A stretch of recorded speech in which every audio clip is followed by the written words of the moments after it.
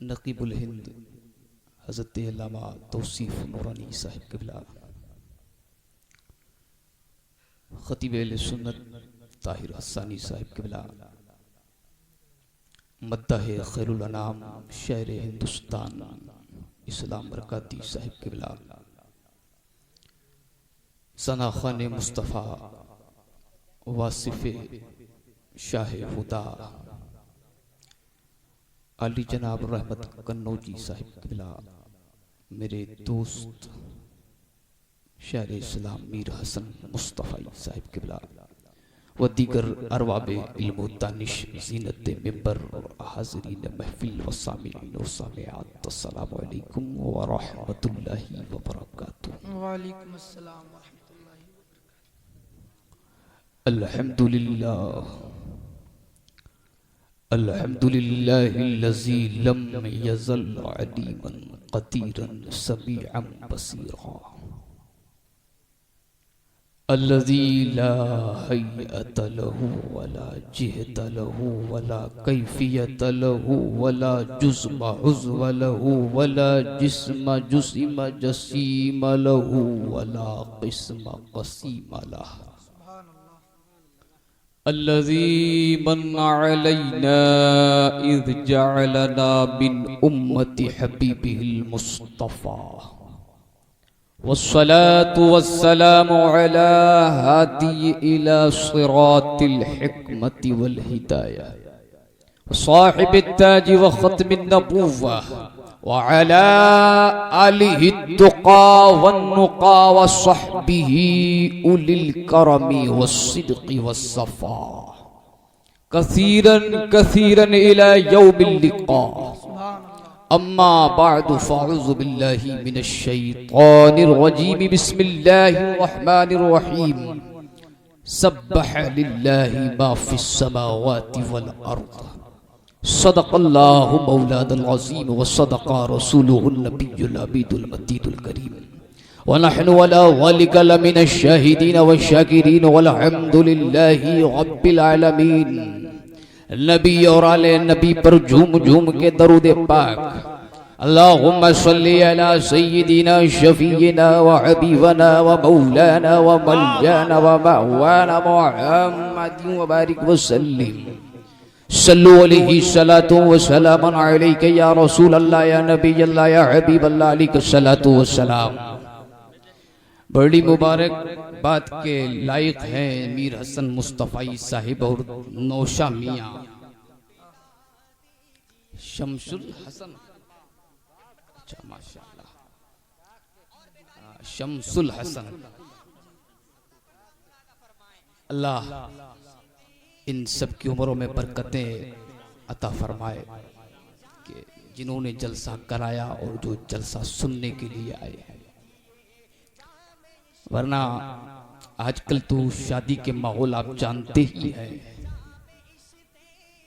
کہ کس طرح کی بےہودگی سنت رسول کو ادا کرنے کے لیے کی جاتی ہے، ڈانس پارٹی، ڈی جے، گانا باجا، تاشا، رنڈیوں کا رقص اور نہ جانے کیا کیا ہوتا ہے، لیکن اس گھر میں ایک عالم دین حافظ قرآن تھا، شیطان گھر میں نہیں گھس پایا۔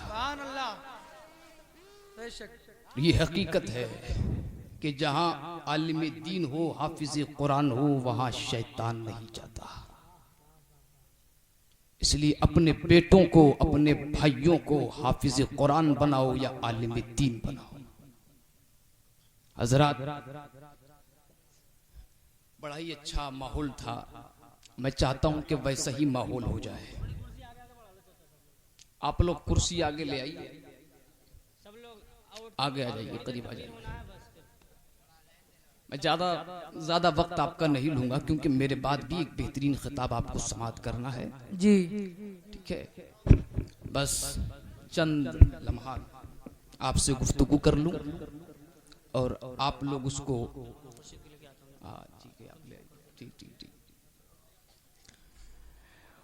ایک شعر سے اپنی تقریر کا آغاز کرتا ہوں۔ اعلیٰ حضرت فرماتے ہیں، اترتے چاند ڈھلتی چاندنی جو ہو سکے کر لے، واہ واہ سبحان اللہ. اترتے چاند ڈھلتی چاندنی جو ہو سکے کر لے, اندھیرا پاک آتا ہے یہ 2 دن کی اجیالی ہے. اور 4 دن کی زندگانی میں کچھ کام کر جاؤ, ہو سکے تو خدمت اسلام کر جاؤ. واہ واہ واہ. حضرات میں سمجھ نہیں پا رہا ہوں کہاں سے شروع کروں, کیونکہ بیٹھے بیٹھے میرا دماغ الجھ گیا ہے. کثرت علم کی بجائے نہیں یہ پیسے سے کیا میں شروع ہو جاؤں گا کیا؟ چلیے پیسے سے شروع ہو جاتے ہیں. آج جو کچھ ہے اس دور کے اندر, جتنے فتنے عروج پر ہیں, جتنی آج دنیا کے اندر قتل و غارت کا ماحول ہے, جتنا آج خلفشار نا اتفاقیاں موجود ہیں, اس کا صرف سبب پیسہ ہے. انسان اپنے ہدف سے بھٹک چکا ہے, انسان اپنے مقصد سے ہٹ چکا ہے. اس کی وجہ صرف طلب دنیا ہے. انسان دنیا کی طلب میں اتنا گم ہو گیا کہ انسان اپنے خدا کو بھول بیٹھا, اپنے معبود کو بھول بیٹھا. اللہ فرماتا ہے سبح للہ ما فی السماوات والارض, جو کچھ زمین و آسمان میں ہے وہ اللہ کی پاکی بیان کرتا ہے. جو کچھ زمین و آسمان میں ہے, زمین کے ذرے ہو, آسمان کے ستارے ہو, شجر ہو, درخت ہو, کوئی بھی دنیا کی مخلوق ہو, کوئی مخلوق ایسی نہیں ہے جو اللہ کی پاکی بیان نہ کرتی ہو. حضرت داؤد علیہ السلام کا واقعہ ہے, اپنے حجرے میں بیٹھے ہوئے تھے, سرخ زمین سے ایک کیڑا نکلا. آپ نے دل میں سوچا کہ نہ جانے اللہ نے کس مقصد کے لیے اس کیڑے کو پیدا کیا ہوگا. حضرات گرامی, اس کیڑے نے اللہ کی بارگاہ میں جو ہے دعا کی, پروردگار مجھے قوت گویائی عطا فرما. اللہ نے اسے بولنے کی طاقت عطا کی. اس نے کلام کیا, یا نبی اللہ, اے اللہ کے نبی, مجھے اللہ نے ایک مقصد کے لیے پیدا کیا. وہ مقصد کیا ہے کہ میں دن میں 1000 مرتبہ لا الہ الا اللہ وحدہ لا شریک لہ ولا حول ولا قوت الا باللہ کی کثرت کیا کرتا ہوں. اور رات کی تنہائی میں, رات کے اندھیرے میں اللہ کے حبیب محمد الرسول اللہ پر درود و سلام بھیجتا ہوں. سبحان اللہ. تو معلوم یہ چلا دنیا کی کوئی شے ہو وہ سب اللہ کی تسبیح بیان کرتے. ایک بزرگ کا واقعہ میرے استاد نے مجھے سنایا تھا, مجھے یاد ہے. آپ سننا چاہیں گے؟ سننا چاہیں گے؟ بولیے سبحان اللہ. پہلے بال جمع دیے جائے. ارے وہ بعد میں دیکھ لیں گے, پہلے اس کو دیکھ لیتے ہیں. ایک بزرگ تھے, جب یہ آیت پڑھی انہوں نے کہا پروردگار زمین و آسمان میں جو کچھ ہے وہ تیری جو ہے توحید بیان کرتا ہے, تیری تسبیح پڑھتا ہے. اے پروردگار مجھے بتا دے, مجھے دکھا دے یہ کیسے تیری تسبیح بیان کرتے ہیں. اللہ تعالیٰ نے ان کے اوپر ایک حال طاری کر دیا. وہ جس طرف جاتے اللہ اللہ کی صدائیں آ رہی ہے. کسی جنگل میں چلے گئے, وہاں بھی اللہ اللہ کی صدائیں آ رہی ہے. ہر ذرے سے اللہ کے ذکر کی صدا آ رہی ہے. اللہ اکبر. اسی اسنا میں جب یہ حال ان پہ طاری تھا کہ دنیا کی ہر مخلوق ان کو اللہ کا ذکر کرتے ہوئے دکھائی دے رہی تھی, اسی عالم میں ان کو حاجت ہوئی کہ آپ استنجا کریں. استنجا کے دوران آپ جب چلے ہیں, آپ نے پانی اٹھایا تاکہ استنجا کر لیا جائے. اس پانی سے اللہ کے ذکر کی صدا آ رہی تھی. ڈیلا اٹھایا, وہ بھی اللہ کے ذکر میں ملوث تھا, مشغول تھا. اللہ اکبر. جب یہ عالم ہوا, جب پریشان ہو گئے تو سوچا کہ اب کیا کیا جائے. پروردگار سے عرض کیے, میرے پروردگار یہ تیرے حال ہے جو بندوں پہ طاری ہو جائے تو ان کی ایک حاجت پوری نہ ہو سکے. اے پروردگار اپنا حال مجھ سے اٹھا لے. میں نے دیکھ لیا ہے کہ کائنات کا ذرہ ذرہ تیری تسبیح بیان کرتا ہے. نعرہ تکبیر, نعرہ رسالت, مسلک اعلی حضرت. سبحان اللہ سبحان اللہ. زندہ باد. اللہ فرماتا ہے قرآن پاک میں وما خلقت الجن والانس الا لیعبدون، کہ ہم نے انسان اور جنات کو نہیں پیدا کیا مگر اپنی عبادت کے لیے، یعنی ہم نے انسان اور جنات کو اپنی عبادت کے لیے پیدا کیا ہے، مگر آج ہم کیا کرتے ہیں؟ رب کی عبادت کر رہے ہیں۔ 5 وقت کی نماز میں 1 وقت جانا مشکل ہے اس مسلمان کے لیے۔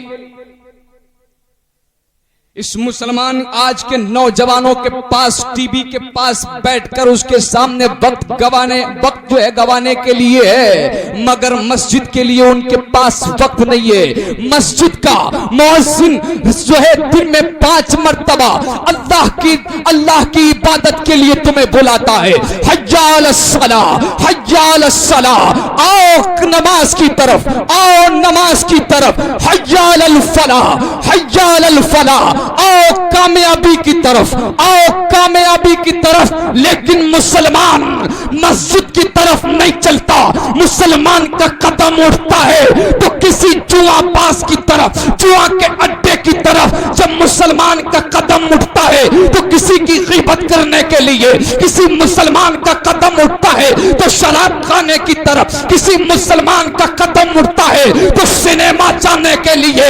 میں پوچھتا ہوں اے مسلمانوں، جس رسول کا کلمہ تم نے پڑھا ہے، لا الہ الا اللہ محمد الرسول اللہ، بتاؤ اس نبی کا فرمان کیا یہی ہے کہ جب صدائیں آتی ہو مسجدوں سے، مسجدوں کے محراب و منبر سے صدا آ رہی ہو، مسجد کے میناروں سے تمہیں عبادت کی دعوت دی جاتی ہو تو تم اس وقت جو ہے جوا خانوں میں بیٹھ جانا۔ نعرہ تکبیر، نعرہ رسالت، مسلک اعلیٰ حضرت علامہ مفتی خورشید عالم صاحب قبلہ، شہر امام بریلی شریف حضرت علامہ مفتی خورشید عالم صاحب قبلہ، پرنسپل جامعہ اعلیٰ حضرت۔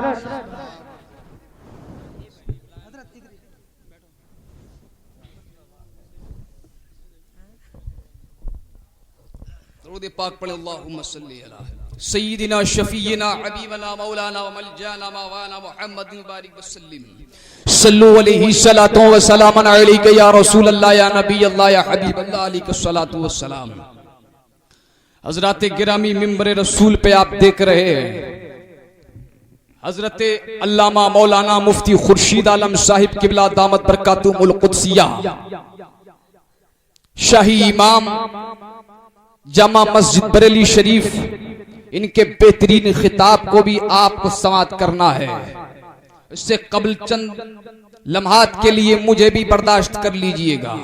تو میں عرض یہ کر رہا تھا کہ مسلمانوں کے حالات اتنے بگڑ چکے ہیں، پھر کہتے ہیں مسلمان کہ آج ہمارے اوپر رحمت خدا بندی نازل نہیں ہوتی، اللہ کی نظر کرم نہیں ہوتی ہے۔ اے لوگوں، میں پوچھنا چاہتا ہوں، تم جو ہے شکایتیں لے لیے مولویوں کے پاس پھرتے ہو، کبھی مسجد کے امام کے پاس جاتے ہو، مولوی صاحب تعویذ دے دو۔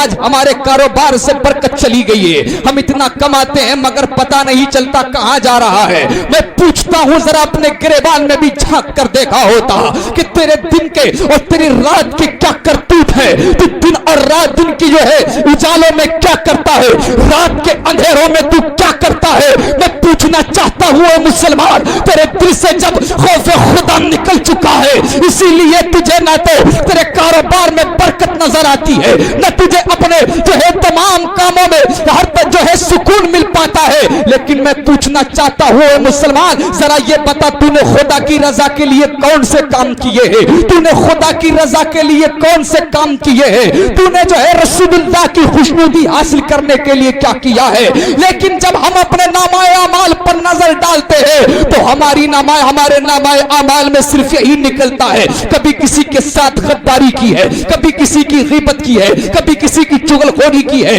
کبھی جھوٹ بولا ہے، کبھی مکاری و غداری کی ہے، کبھی چوراہوں پر جوا کھیلا ہے، کبھی شراب خانوں میں شراب پی ہے، کبھی ٹی وی پر بیٹھ کر جو ہے گندی گندی تصویروں کو دیکھا ہے۔ میں پوچھنا چاہتا ہوں اے مسلمانوں، کیا اسلام یہی دعوت دیتا ہے؟ کیا اسلام یہی پیغام دیتا ہے؟ اور اسلام کا پیغام تو یہ ہے کہ جب جب تم راہ چلا کرو، اپنی نگاہوں کو نیچا کر لیا کرو، راستے کے حق کو ادا کیا کرو، اپنے پڑوسیوں کا उतना ही ख्याल रखा करो जितना अपना रखते हो। मैं पूछना चाहता हूँ आज का मुसलमान किस तरह से अपने पड़ोसियों को सताता है। एक नाली के लिए झगड़े हो रहे, तलवारें निकल कर आ रही है, लाठी डंडे चल रहे हैं। मैं पूछता हूँ क्या मुसलमानों के यही करतूत होना चाहिए? क्या मुसलमानों के यही हालात होना चाहिए? आज फिर कहते हो कि आज हमारे ऊपर दूसरी कौमें मुसल्लत हो गई, आज कहते हो हमारे ऊपर जालिम हुक्मरान मुसल्लत कर दिए गए हैं। ए लोगों, मैं कहना चाहता हूँ जब जब इस जमीन पर नाफरमान कौमें हुई है, जब जब नाफरमानी अपने हाथ को, अपनी हाथों को तोड़ी है, तो अल्लाह ने ऐसे हुक्म पैदा कर दिया है जो उसे हर मोड़ पर दबाते रहते। बेशक बेशक बेशक। लेकिन आज दोष किसका है? उनका है। शादी बियाह, ये तो एक आलिम दीन थे, हाफिज कुरान थे, इन्होंने ये महफिल मिलाद जिक्र रसूल की महफिल को सजा लिया। वरना क्या हो रहा है आज? रंडियों का गंदा रक्स। ये मुसलमान नौजवान, मैं तुमसे कहना चाहता हूं मुसलमान, ऐ जवानों, मेरी मिल्लत के नौजवानों, इस बात को कान खोल कर सुन लो, ये जवानी तुम्हारी बेकार है अगर इस्लाम के काम न आई।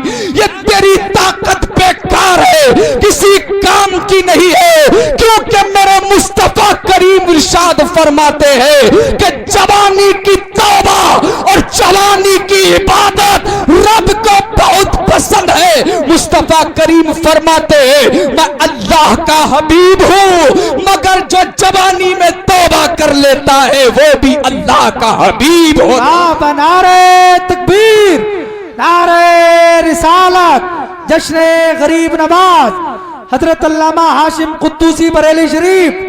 सुभान अल्लाह, सुभान अल्लाह। आज शादियों के मौके पर रंडियों का नाच हो रहा है।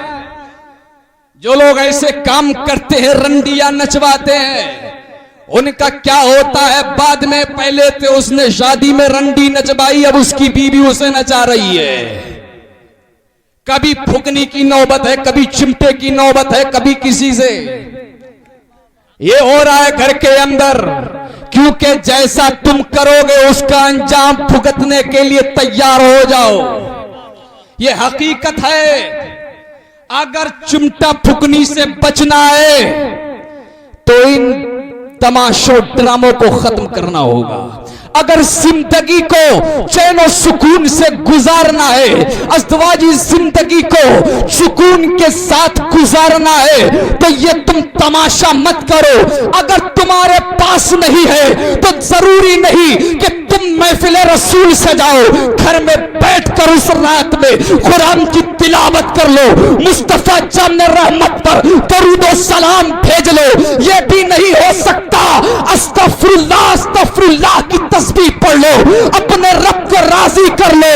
और ये भी नहीं हो सकता तो कम से कम अपनी शादी के मौके पर, बाप अपने बेटे की शादी पर, माँ अपनी बेटे की शादी पर कम से कम रब का शुक्र तो अदा कर ही ले। मैं कहना चाहता हूं जब ऐसा करोगे तो कोई परेशानी आपको नहीं आएगी। आपका बेटा पैदा होगा, फर्मा बरदार होगा, आपकी बात मानने वाला होगा।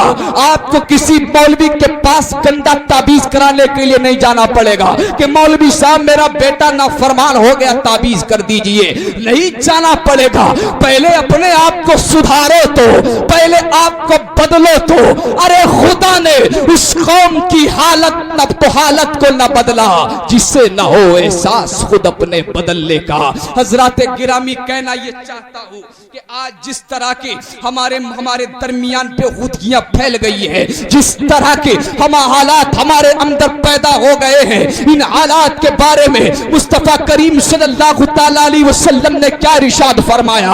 हुजूर नबी करीम सल्लल्लाहु अलैहि वसल्लम ने इस दौर के बारे में जो पेशीन ہوئی فرمائی ہے اس کو سن لیجئے. آج جو ہمارے درمیان میں بے راہ روی کا دورہ ہے, عیاشی مکاری فحاشی غداری جو ہمارے درمیان پھیل چکی ہے, آج انسان دوسرے کے حقوق کو توڑ رہا ہے, دوسروں کے حقوق کو پامال کر رہا ہے, اپنے رشتوں کو توڑ رہا ہے, اپنے قریبی رشتہ داروں سے جو ہے ان سے مخالفت کر رہا ہے. آج نہ بھائی بھائی کا ہے, نہ باپ بیٹے کا ہے, نہ بیٹا باپ کا ہے. یہ وہ دور آ چکا ہے جس کے بارے میں مصطفیٰ کریم صلی اللہ علیہ وسلم نے ارشاد فرمایا تھا کہ مالکن جو ہے, لونڈی جو ہے اپنے مالکن کو جنم دے گی. مصطفیٰ کریم نے قیامت کی نشانیوں میں سے نشانی بیان فرمائی کہ لونڈی جو ہے اپنی مالکن کو جنم دے گی. میں پوچھنا چاہتا ہوں اے علامہ احمد یار خان نعیمی رحمۃ اللہ علیہ, آپ بتا دیجئے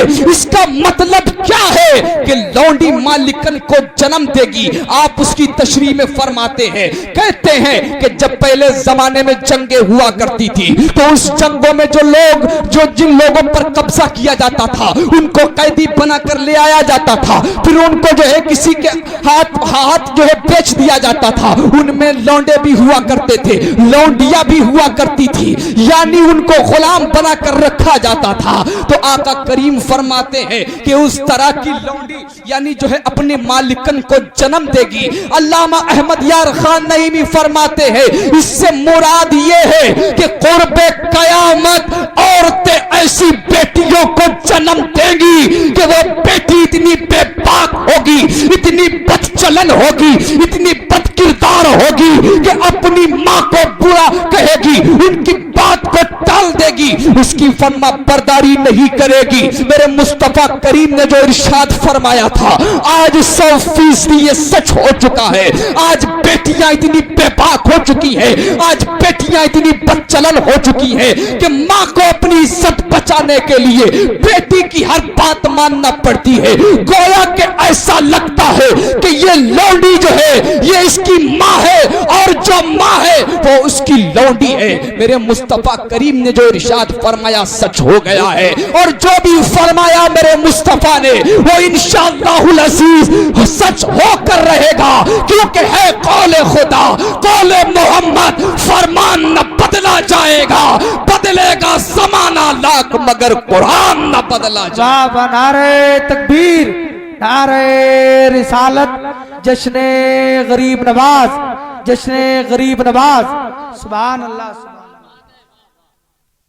رنڈیوں کو نچانے والوں, شادی کے موقع پر سنت رسول اللہ جیسی پاک رسم کو ادا کرنے کے لیے تم نے ڈھول تاشا بجا کر, تم نے صرف جو ہے ڈھول تاشا بجا کر ناجائز کام نہیں کیا, بلکہ تم نے سنت رسول اللہ کی بے حرمتی کی ہے.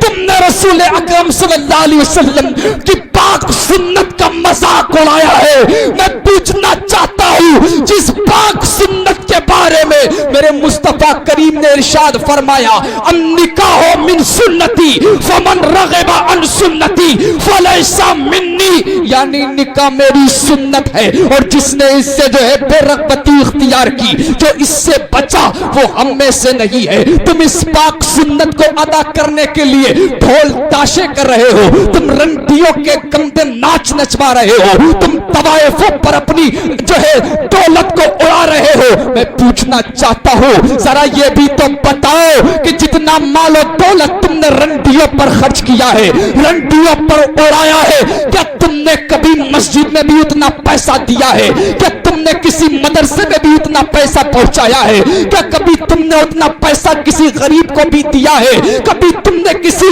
مفلس آدمی کو اتنا پیسہ دیا, اتنی دولت دی نہیں دی ہوگی, کیونکہ تمہیں مزہ آ رہا ہے رنڈیوں کا ننگا بدن دیکھتے ہوئے, تمہیں مزہ آ رہا ہے, تمہاری نفسانی خواہشات پوری ہو رہی ہے. شیطان بھی ٹھٹے لگا کے ہنستا ہے جب یہ گندا رقص ہوتا ہے. وہ کہتا ہے دیکھو میں نے مسلمانوں کو, اللہ کے بندوں کو کس طرح سے بہکایا ہے.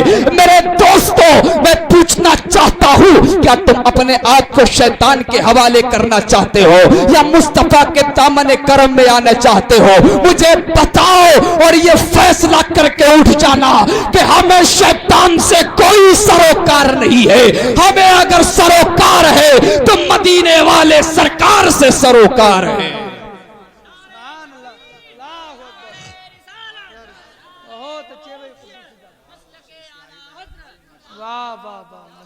سن لیجئے ذرا اس حدیث کو سنیے.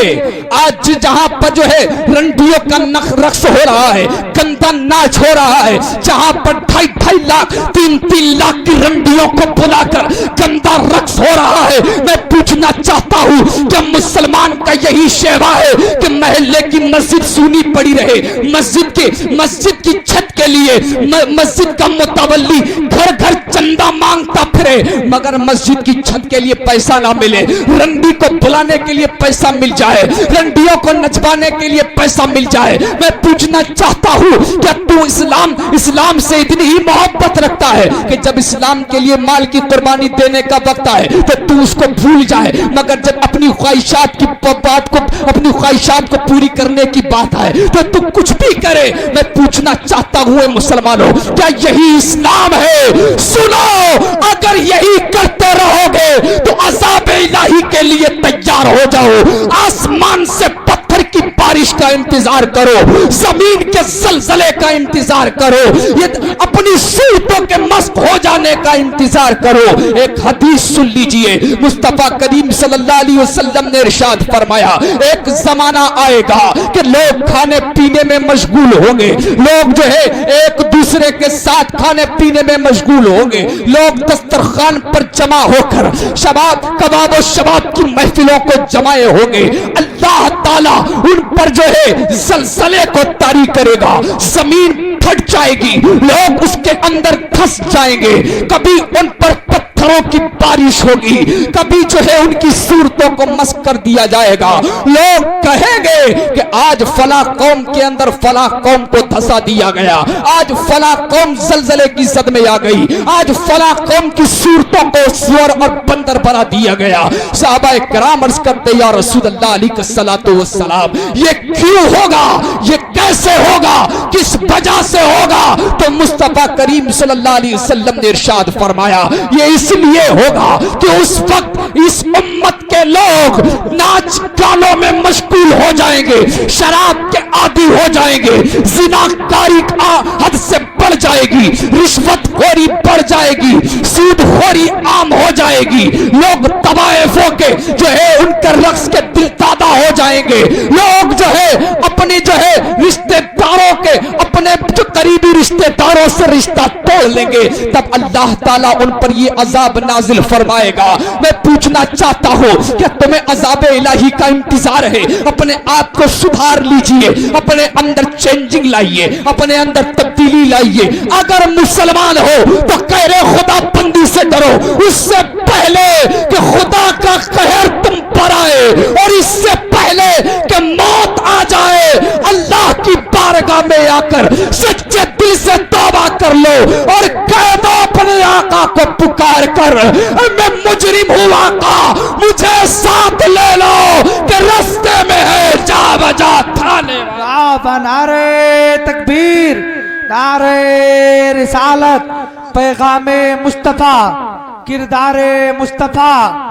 سبحان اللہ, سبحان اللہ. حضرات گرامی, اللہ تعالیٰ کو جوانی کی توبہ بہت پسند ہے. بولیے پسند ہے, اور کتنی پسند. مصطفیٰ فرماتے ہیں کہ جب کوئی جوان توبہ کرتا ہے تو اللہ تعالیٰ کو بہت خوشی ہوتی ہے, اللہ اسے اپنا حبیب بنا لیتا ہے. فرماتے ہیں میں اللہ کا حبیب ہوں, اور جو جوانی میں توبہ کر لیتا ہے وہ بھی اللہ کا حبیب ہے کہ نہیں؟ اب دیکھیے توبہ کیسی ہونی چاہیے.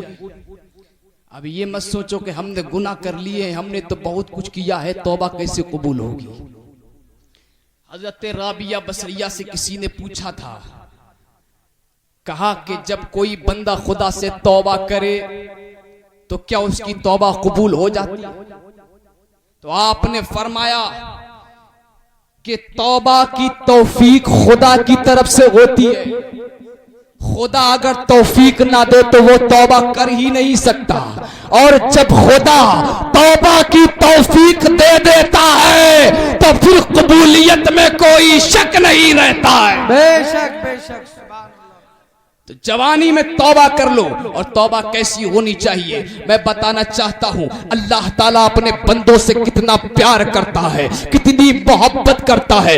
شیخ سعدی رحمت اللہ علیہ فرماتے ہیں کرم بھی و لطف پروردگار گناہ بندہ کردد و او شرمسار۔ ایک گناہ گار بندہ جو گناہ کر کے آتا ہے، رب کی بارگاہ میں توبہ کرتا ہے، کہتا ہے پروردگار میں نے گناہ کیے ہیں، میں نے تیری نافرمانیاں کی ہے، پروردگار دن کے اجالوں میں نے جو ہے گناہ کیے ہیں، رات کے اندھیروں میں نے گناہ کیے ہیں، اے پروردگار میں تیرا نافرمان بندہ ہوں، مگر تیرا اعلان ہے لا تقنطوا من رحمت اللہ، کہ اے لوگو اللہ کی رحمت سے نا امید مت ہو، اے پروردگار تیری رحمت سے میں امید لے کر آیا ہوں، تو مجھے معاف فرما دے۔ تو اللہ تعالیٰ اپنے فرشتوں سے کہتا ہے اے میرے فرشتوں گواہ ہو جاؤ، مجھے اپنے عزت و جلال کی قسم ہے یہ بندہ میری بارگاہ میں آ کر رو رہا ہے، گڑ گڑا رہا ہے، میری رحمت کو شرم آتی ہے،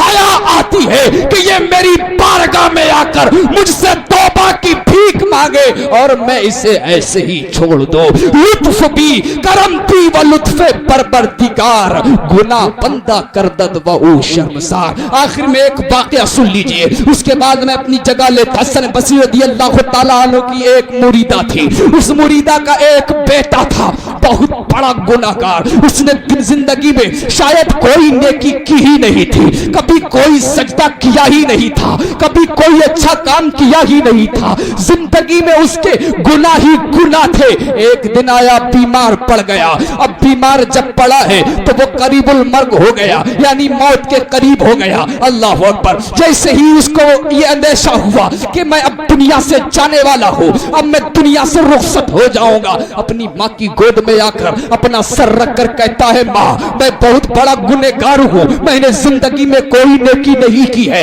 میں نے گناہ پر گناہ ہی کیے ہیں، تم حسن بصری کی مریدہ ہو، جاؤ اپنے پیر کے پاس، وہ بہت بڑے بزرگ ہیں، اللہ کے مقبول بندے ہیں، ان سے کہنا کہ جب میں مر جاؤں تو وہ میری نماز جنازہ پڑھا دے۔ اللہ اکبر۔ یہ وصیت کر رہا تھا، ماں اٹھی بیٹے کی وصیت کو اپنے جو ہے پیر تک اللہ حضرت حسن بصری کی بارگاہ میں پہنچایا اور کہا حضور میرا بیٹا جو ہے وہ موت کے قریب ہے، وہ موت و زندگی کی جنگ لڑ رہا ہے، اس نے یہ وصیت کی ہے کہ میری نماز جنازہ آپ پڑھائے۔ حسن بصری کہتے ہیں کہ اے لوگوں یہ بتاؤ کہ اس نے زندگی میں کوئی ایک نیکی بھی نہیں کی ہے، کوئی سجدہ بھی نہیں کیا ہے، میں اس کی نماز جنازہ کیسے پڑھا دوں؟ حضرت حسن بصری کے کہنے پر وہ مریدہ واپس روتے ہوئے چلی جاتی ہے، دروازے پہ آ کر آنسو جو ہو بہ رہے ہیں، بیٹا آنگن میں چارپائی پہ پڑا ہوا ہے، بیٹا کہتا ہے ماں کیوں رو رہی ہے؟ تو ماں کہتی ہے اے بیٹا تیرے مقدر میں کہا کہ ایسا عظیم المرتبت شخص، ایسا جلیل القدر اللہ کا ولی تیری نماز جنازہ پڑھائے، تیرا مقدر کہا پہلے اس وصیت سے کرنے سے پہلے کچھ سوچ تو لیا ہوتا، کم سے کم اپنے گریبان میں جھانک تو لیا ہوتا۔ بندہ کہتا ہے اگر حسن بصری نماز جنازہ نہیں پڑھاتے تو نہ پڑھائے۔ اے میری ماں جب میرا دم نکل جائے، اور روتے ہوئے کہہ رہا ہے کہ جب میرا دم نکل جائے تو میری گردن میں رسی کا پھندا ڈال دینا، مجھے گلی کوچوں میں گھمانا، شہر کی ہر گلی سے گھمانا، ہر کوچوں بازار سے گھمانا، تاکہ لوگ دیکھ لے کہ ایک گناہگار کا انجام کیا ہوتا ہے۔ آنکھوں سے آنسو بہ رہے تھے، ادھر کب سے انسری سے روح پرواز کر گئی، وہ زندگی کی جو ہے سانس ٹوٹ گئی، ڈور ٹوٹ گئی، وہ موت اس کو آ گئی۔ حضرات گرامی جیسے ہی موت اس کو طاری ہوئی ہے، ادھر دروازے پر وہ اللہ کا مقدس بندہ حسن بصری موجود ہے، کھڑے ہو گئے، دروازے پر دستک دیا، دینے کے بعد جیسے ہی مریدہ گھر کے باہر دیکھا، اس نے دیکھا کہ حسن بصری موجود ہے. کہا کیوں آ گئے ہو؟ آپ نے تو بیٹے کی نماز جنازہ پڑھانے سے منع کر دیا تھا، آپ نے تو انکار کر دیا تھا. آپ جائیے، میرا بیٹا دنیا سے جا چکا ہے، اس پہ موت طاری ہو چکی ہے، اب جائیے. آپ نے تو انکار کر دیا تھا. حسن بصری کی آنکھ سے آنسو ٹپکا اور کہا ارے مبارک ہو، اب خدا کی طرف سے حکم آ گیا ہے کہ میرے حسن بصری جاؤ اس میرے بندے کی نماز جنازہ پڑھا دو، کیونکہ اس نے مرتے دم ندامت کے، شرمندگی کے جو آنسو بہا دیے، میں نے ان قطروں کو زمین پر گرنے سے پہلے اس کی مغفرت کر دی ہے. لطف بھی، کرم بھی و لطف پروردگار، گناہ بندہ کردد و او شرمشار. استغفر اللہ ربی من کل ذنب و اتوب الیہ. السلام علیکم ورحمۃ اللہ.